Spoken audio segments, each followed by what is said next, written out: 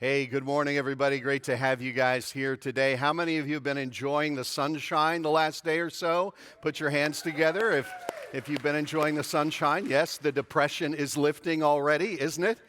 So glad that you've taken time out of this weekend to be here today as we worship and learn together. And around here, we believe that one of the best habits you can develop in your life is the habit of gathering with God's people because, every so often on a regular basis, we just need to redirect our attention toward God, recalibrate our hearts, and be reminded of what is true so that we can continue being the people that God has called us to be in a world where it is sometimes difficult to be that kind of person. And let me give a big shout out to those of you who are joining us online right now. I hope wherever you are, it's as nice as it is here in northeastern Pennsylvania today. And if you live within a 20-minute drive, we'd love to have you join us in person for the full experience at one of our 3 campuses. And if you live further away than that, let me just encourage you to have kind of a viewing party and invite some people in with you and share the service every single week. But it's great to have you here today, wherever you are, as we continue this teaching series called Jesus On. And throughout the summer, the premise of this series is very simple. Throughout the summer, we're just talking about what Jesus had to say on some very important issues in our lives.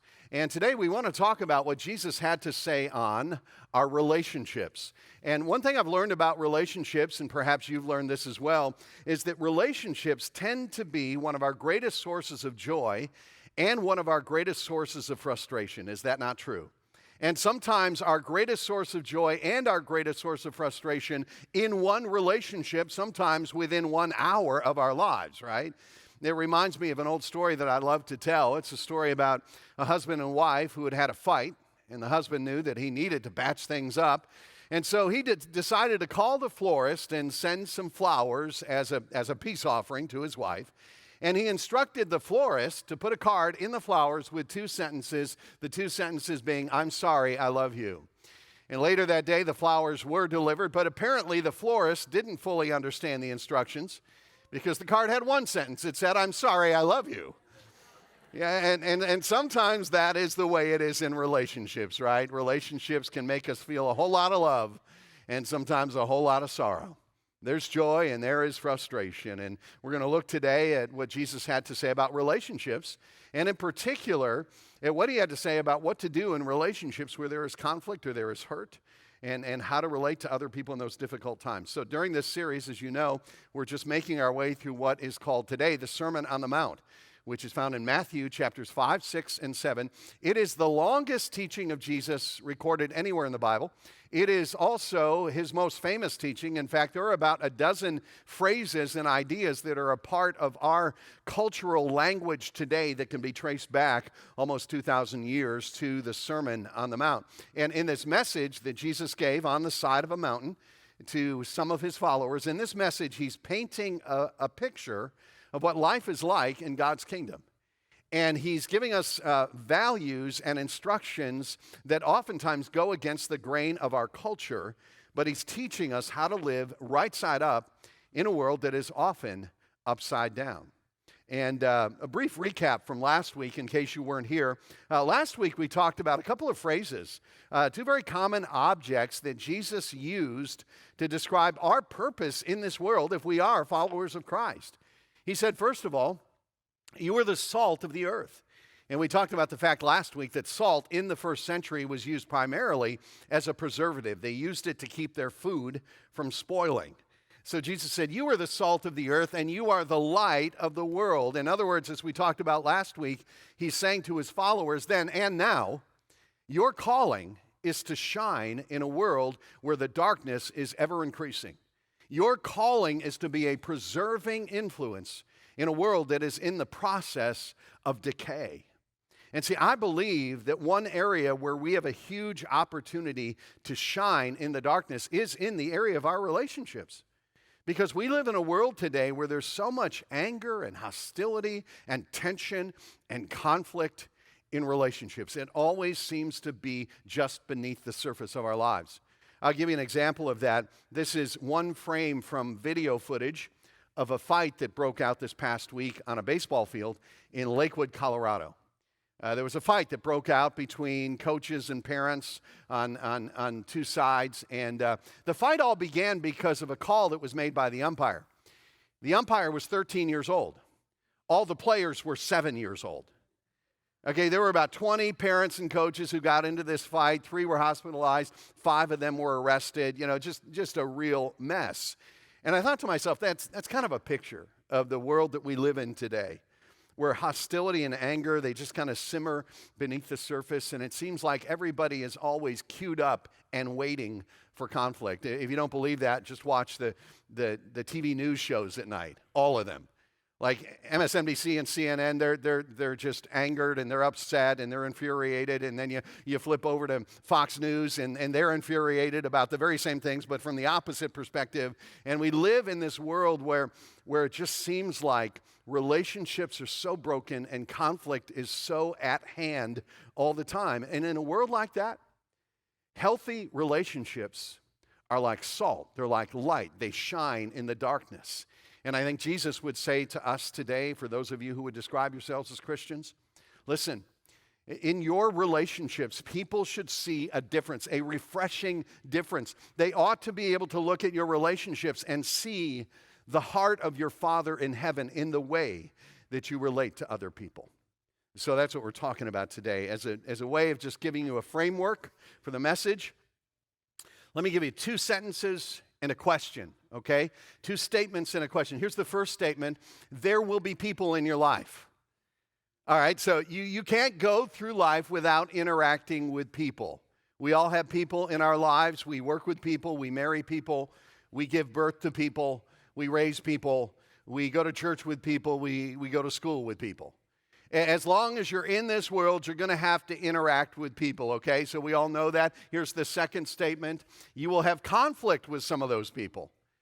Hopefully not very many of them, and certainly not all to the same degree, but there will be times with the people in your life that you will have conflict and hurt and strained relationships. Sometimes it'll be their fault. Sometimes it'll be your fault. Most of the time, there's plenty of blame to go around.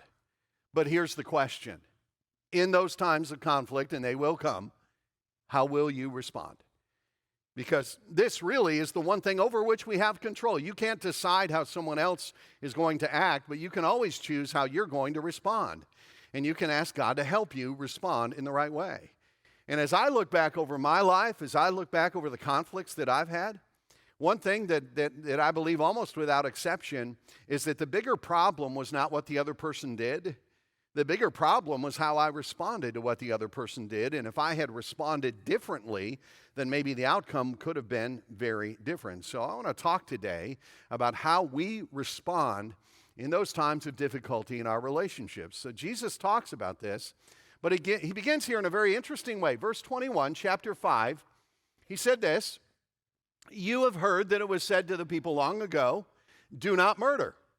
And anyone who murders will be subject to judgment.'" Okay, so you can see the quotation marks there. Jesus was quoting one of the 10 commandments, the 6th commandment that says, "You shall not kill," or more accurately, "You shall not murder." Okay, now underlying all of the 10 commandments and underlying the 6th commandment about murder was a bigger principle. And the bigger principle was this, that every human life is sacred. Every human being is of immense value in the eyes of God and therefore should be valuable to us. But see, Jesus stepped into this world where the people of his day were so focused on the letter of the law that they ignored the spirit of the law, the underlying principle.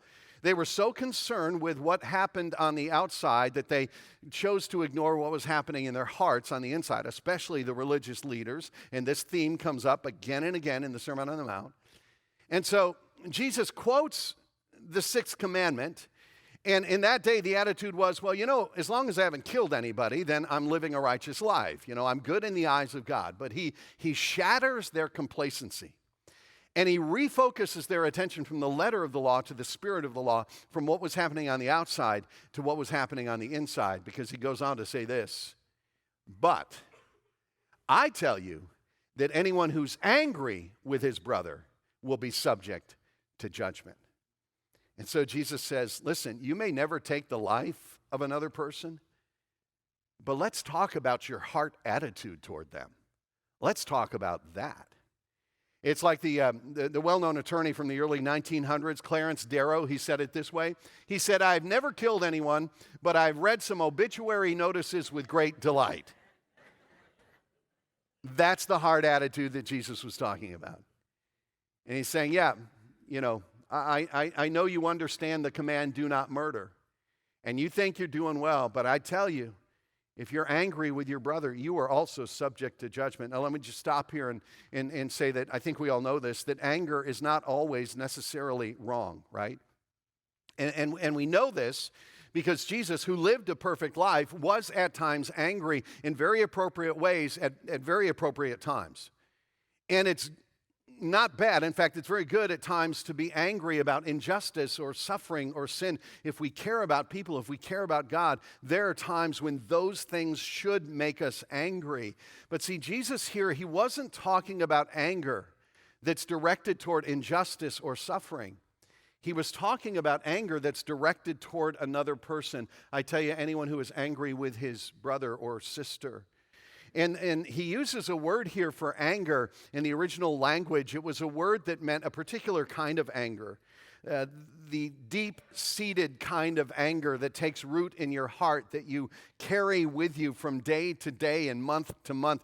The word that we might use today is the word resentment, like where you look fine on the outside, but on the inside, you just keep rehearsing that hurt and hanging on to the anger until it is cemented into your heart.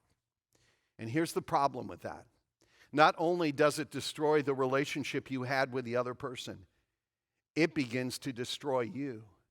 And eventually, the poison in your heart begins to seep out, and it begins to affect other relationships as well. Let me tell you something I've learned after 30-some years of working with people. That sometimes what we tend to do is this. We tend to carry the anger from our past into our present and future. And it begins to seep out, and then something happens, and it may be small, it may be seemingly insignificant, but when that happens, the anger comes out, and we take it out on whoever happens to be around us. Because we've never dealt with the heart issue of anger. A few years ago, when Muhammad Ali, the famous boxer, when he passed away, I was reading an article about his life and his boxing career, and in this article, it described how he got his start in boxing. It's a very interesting story. When he was 12 years old, his parents bought him a brand new bike. And a few days later, he was at a store, left the bike outside, went inside to buy some candy, came back out, and his bike was gone. Somebody had stolen it. And of course, he was very upset by that, and he found a police officer, told him his bike had been stolen. And he said to the officer, "When I find the guy who stole my bike, I'm going to whoop him." And the police officer said, "Son, you should probably learn to box before you go looking for a fight with someone." And this police officer actually happened to be a boxing trainer who had a boxing class at a nearby gym. And he invited this 12-year-old kid to come to his gym and learn how to box. And so at the age of 12, Muhammad Ali started learning how to box. He went on to become one of the greatest boxers in history, all because of a stolen bike. But in this article, they quoted what he had said in an interview years earlier. And it's really interesting. He said this, "To this day, I never found my bike. But every time I got in the ring, I'd look across at my opponent and say to myself, that's the guy who stole my bike." But I mention that because that's what we do sometimes. We carry our anger from the past, and we take it out on whoever might happen to be nearby. I mean, I see this all the time. The hurt from our childhood, the anger from our childhood, we carry it into adolescence. And the anger from our adolescence, we carry it into adulthood. And then we carry it into our first marriage, and we carry it into our second marriage, and we never deal with it, and it's always there just below the surface of our lives. And some of you, to be honest, probably you've harbored bitterness for so long that it's just beginning to corrupt your heart. And other people see it, and they walk on eggshells around you, and you get angry at people that you don't even know, and you find yourself getting upset about the smallest of things. And the problem may not be what's right in front of you. The problem may be the anger that you have carried in your heart for many years and never really dealt with. It's just there beneath the surface. And so Jesus says, listen, you've heard the command, do not murder. And you may never have murdered anybody, but let's look beyond the act and let's look at the heart. What's going on in your heart? Are you harboring anger towards someone? And then he goes beyond that. He talks not just about the anger that builds up in our hearts, but the anger that comes out of our mouths in the words that we use. He goes on to say this at the end of verse 22. He says, again, in other words, again, you've heard it was said, do not murder, but anyone who says to his brother, racha, is answerable to the Sanhedrin. And the Sanhedrin was the legal court in Jewish culture in that day. But anyone who says, you fool, will be in danger of the fire of hell. And you see the phrase there twice, anyone who says. Jesus is talking now about not what's in our hearts, but what comes out of our mouths, the words that we use. And the word raka, it was an Aramaic word, and it was a deep insult in that day. It basically meant you're an idiot or you're worthless. And whenever somebody said, you fool, that was a reference in their culture to an Old Testament scripture that says, the fool has said in his heart there is no God. So you're basically saying, you are a godless person on your way to hell. So the equivalent in our culture would be telling someone where to go, okay? So Jesus here was not giving us a list of words. You're thinking, well, I think I'm pretty good on this. Like, I don't think I've ever called anyone raka. And it's been a while since I've used the word fool, so I think I'm good. No, that's not the point. He was using examples from his own cultural context. The larger point is this: if we care about people the way God cares about people, then we will pay attention to the words that we speak, because the words that we speak can have a murderous effect on people. Proverbs chapter 12 says it this way. You might remember this from the series we did on Proverbs earlier in the year. It says, reckless words, they pierce like a sword, but the tongue of the wise brings healing. In other words, our words have tremendous power, whether we want to recognize that or not. They have the power to heal, and they have the power to suck the life out of other people. And we should never underestimate the power of our words, even just a few words. Let me illustrate it for you this way. If you've lived here in northeastern Pennsylvania for quite a while, you might remember what happened on April 5th, 1992.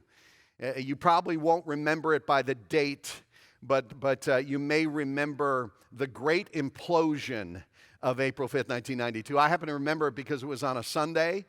And what happened was they had 6 buildings on Lackawanna Avenue here in downtown Scranton that they wanted to get rid of in order to make way for what would become a shopping mall, which became the Steamtown Mall. And so what they did was they hired a demolition company to come in, and then they did everything that they needed to do. And then on a Sunday morning, this was a big deal. There was live coverage from all 3 TV stations, and they set off the explosives, and in 15 seconds, all 6 of those buildings came down. I remember because it was Sunday morning and everybody's late for church. Like, oh, sorry, I was watching the great implosion. Yeah, I know, everybody else was too. But here's what's so interesting about this. Those buildings that took years to build were brought down in 15 seconds. To me, that's the power of words. Words can do so much damage so quickly, like a reputation that's been built over years can be destroyed in a very short period of time by words. A relationship that you've invested in and cared for and maintained and built over many years, that relationship can be destroyed by words that are used inappropriately. I've seen children whose spirits are crushed by just a few words from a parent, words of condemnation. Even the smallest words have great power, the power to give life or to take life. The University of Denver did a study, an extensive study on marriages, and they discovered that in a marriage where 10% or more of the comments are negative, divorce is almost certain. Words can take life even out of a relationship. And Jesus says, yeah, you may never commit murder, but you might be killing the people around you just with the words that you use. Now, remember something. Remember that in the first century, all communication, almost exclusively, all communication was verbal communication. Like, we live in a different world now, don't we? Because so much of our communication now is digital communication. And I think the younger you are, the more you communicate that way through email and text message and social media posts. And it's so interesting to me that some of the most destructive words we speak today are words that we speak with our fingers. And a lot of people have what I would call keyboard courage. Keyboard courage is when you say things from behind a computer screen with a keyboard that you would never say to someone face to face if they were sitting across from you, which is why so much dialogue online and so forth goes so sideways so quickly. And maybe we just need to sit down, and whenever we're communicating that way, before you hit reply or send or post, you just think, would I actually say this in this way if this person were sitting across from me? So Jesus says, listen, it's not enough to avoid the outward physical act of murder. You got to think deeper about your life. Think what's in your heart. Are you dealing with the anger that's there? Are you dealing with the words that come out that are rooted in your anger? And then he goes on and he gives a better alternative. And instead of burying the anger, instead of just spewing it out, he talks about one of the most powerful and important and beautiful concepts in Christian theology, and that is the concept of reconciliation. He goes on to say this, verse 23.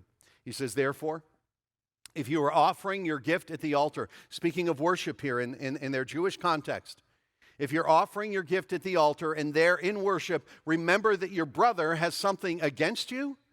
He says, leave your gift there in front of the altar. First go and be reconciled to your brother. Then come and offer your gift. He says, if you got a problem with somebody else, interrupt your worship. Now, normally it's not good etiquette to leave in the middle of a church service. Some of y'all do that before the service is over. I know that. I see you. We don't encourage that, but you do that unless when you're in church and you're worshiping, God brings to your mind and heart a relationship that is broken. You have like full permission to get up and leave and deal with that. In fact, here's what we're going to do from this point forward. We're just going to assume if you leave early, it's because you messed up with somebody and you just got to go figure. I'm just kidding. We won't assume that. As far as I know, this is the only place in the Bible where we're commanded to set aside worship for something else that's more important than worship, which tells me that fixing our broken relationships is something that's very, very important to the heart of God. More important, perhaps, even than worship itself. And here's what's interesting to me. Jesus says, if you know that somebody else has been offended by something that you've done and you've damaged that relationship, you go and you deal with that. But then what's so interesting is that later on, Jesus is having another conversation, this time with Peter and the 12, and he's talking about how to deal with conflict, and he says something very different. In Matthew chapter 18, he says, if your brother or sister sins against you, go and point out their fault just between the two of you. So first he says, if you've offended somebody else, if you're the offender, you go and make it right. Now he says, if you've been offended, you go to the offender and point it out. So which is it? See, it's both. This is the wisdom of Scripture. I believe the intention in the heart and mind of Jesus was that the offended person and the offender would meet each other on the way. They would bump into each other, moving toward reconciliation because it is that important. And let me tell you why it's so important. Jesus, just before he went to the cross, the night before, gathers with his disciples in an upper room. They share one last meal together.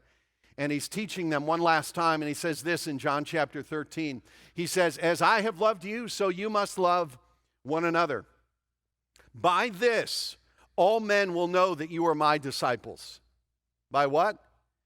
By the fish symbol on the back of your car? No. In fact, some of you need to take that off. I've seen the way you drive. By the t-shirt with a cheesy Christian slogan? No. By this, all men will know that you are my disciples if you love one another. This is what Francis Schaeffer called the final apologetic, that the most compelling argument for the truth of the gospel will be the lives of the people who say they believe it in the way that they do relationships. I think the opposite is true as well. If you don't love one another, people will not know that you are my disciples. In fact, they may even become cynical and negative toward Christianity by the way that you handle your relationships. I read a book a few years ago by a guy named Steve Sjogren. He's a pastor out in California, and the book was called Changing the World Through Kindness. And in this book, he tells a story, a heartbreaking story of how important our relationships are. He says this, not long ago after we moved into our first house in California, I picked up on the tension between a couple of neighbors. One was a very outspoken churchgoer, while the other was an unbeliever.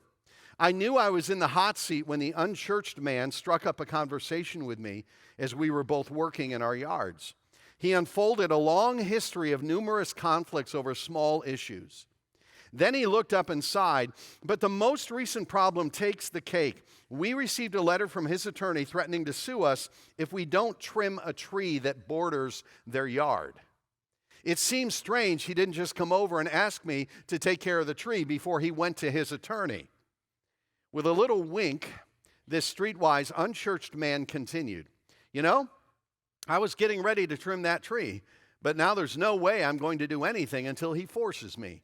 I will gladly go to court just so I can have a story to tell about being sued by Christians over an orange tree." I mean, that is the opposite of who we are called to be.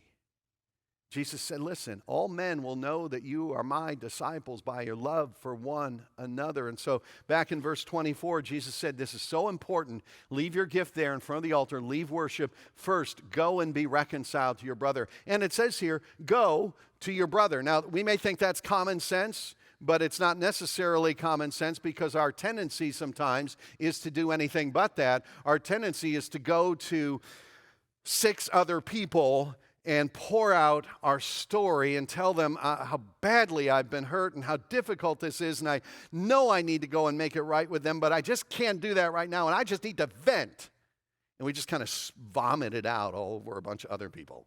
And Jesus says, no, there's one person and one person alone to whom you should go when you're in a conflict, and that is the person that you have offended, the person with whom you have a conflict. And you just go. You say, are we okay? Have I done something to offend you?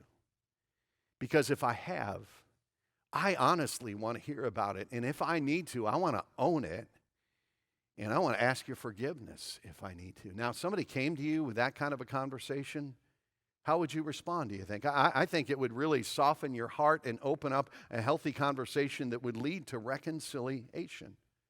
And Jesus says this is so important. This is a priority. Then he goes on, he gives another way to think about this, and he moves out of like the church setting into the courtroom setting, out of the spiritual realm into the legal realm. He talks not about someone with whom you have a relationship, but he says even with an adversary, be quick to seek reconciliation. He says this, settle matters quickly with your adversary who is taking you to court. Do it while you are still with him on the way, or he may hand you over to the judge, and the judge may hand you over to the officer, and you may be thrown into prison. Really interesting verse. Like I've never seen that on a coffee mug. It's like not very inspirational, but there's a very important point to it. And the point is this, always deal with conflict while it is small, before it gets more complicated, before the resentment builds up in the heart of the other person, before other people get involved. Deal with it while it's small. Now, I'll give you this, that there are times when we just overlook offenses because we're gracious people and it's just who that person is and it's not really that big a deal. But you don't always do that, especially when it's creating distance with someone that you care about, especially when it's something you can't get out of your mind, especially when you see it moving toward a worse direction. Settle it quickly. But here's how we tend to deal with conflict. Oftentimes, we tend to deal with conflict the way that a child deals with a splinter in his finger. The pain of the splinter bothers him a little bit, but the thought of his mom or dad taking it out with a needle bothers him a lot more. And so he'd rather deal with the low-level pain of a splinter than take on the pain of somebody digging around in his finger to get the splinter out. But here's the thing. If you don't get the splinter out, what usually happens to your finger? It gets what? It gets infected. And the same thing is true in relationships. Sometimes we're so afraid to have honest conversations, afraid sometimes to humble ourselves and admit we were wrong, afraid to open up the door to that hurt and deal with it, that we just kind of let it fester and things get worse. And Jesus says, listen, if there's anything going on between you and another person, don't wait. Take the lead, take the initiative, work it out before it gets to the point where it is beyond repair. Now, the process of reconciliation may be as simple as a gracious handshake or a one-line apology, or the process of reconciliation may be a little bit more complicated if there's years of hurt and there's history of dysfunction where you may have to sit down with somebody over time and process it, maybe even with a counselor. But Jesus says, do it, make it a priority. Now let me address a couple of yeah buts, Because you might be thinking, well, yeah, that makes sense. I should probably deal with relationships that way. But, okay, so here's the first yeah, but. What if they don't want to resolve the issue? Okay, what if no matter what I say or do, they refuse to try to talk about it or work it through? What do I do then? Well, at some point, you got to be like Elsa and you got to let it go, recognizing that you've done everything that you can do and not be held captive to the opinions of other people. In fact, the Bible says it this way: if it is possible, as far as it depends on you, live at peace with everyone. And sometimes in a relationship, at some point, when you've exhausted every effort, you have to say, you know what, I'm ready to talk whenever you're ready. And I stand ready to resolve this conflict, this gulf between us, but it's going to take two of us. And whenever you want to have that conversation, you text me, you call me, because I'll be there, because I still want to work this out. So you just let me know. Okay, here's the second yeah but question. What if they just keep creating hurt in my life? And to be honest, there comes a time when you have to put some distance between you and another person. There are times when you've done all you can do to have a healthy relationship and you just figure out that they're just a pretty toxic person. And you still love them, but you love them at arm's length. And you create what we would call today boundaries. And that's never step A. That's never the first thing you do, the second thing you do. That just comes after every possible attempt has been made at resolution and reconciliation. Okay, so here's my challenge to you. I want you to think about this and really search your heart and say, is there a step I need to take? Is there some anger that I've been carrying with me for so long that I just need to get rid of? And maybe what you need to do is you need to take a piece of paper, write out the hurt in detail, with names, and you write it all down, and then you take that paper and you burn it, symbolically saying, I am letting this go. I am choosing to forgive. And here's a myth that people tend to believe. They tend to believe the myth that you can't forgive someone unless they come and ask forgiveness. Not true.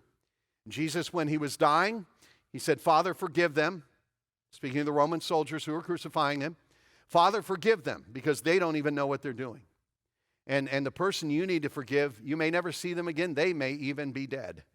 But you can still choose to let go of that anger. Maybe the next step for you is just to go to somebody that you know that you've offended. You need to own that.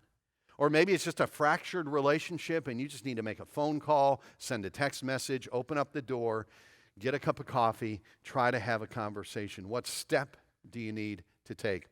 I want to give you an example from the life of a guy named Tim Brown. He's a pastor out in the Midwest, and he describes this decision point that he came to one day in a broken relationship. Here's what he says. He says, some time ago, I was having lunch in McDonald's with my daughter and mother-in-law. We were enjoying a pleasant conversation with when a man with his wife and children sat down at a nearby table. The man was someone who in the past had hurt me. We faked pleasantries and exchanged hellos, but I could feel my blood begin to boil at the thought of what he had done to me. This person had wounded me badly, and I was surprised how much hurt I still felt.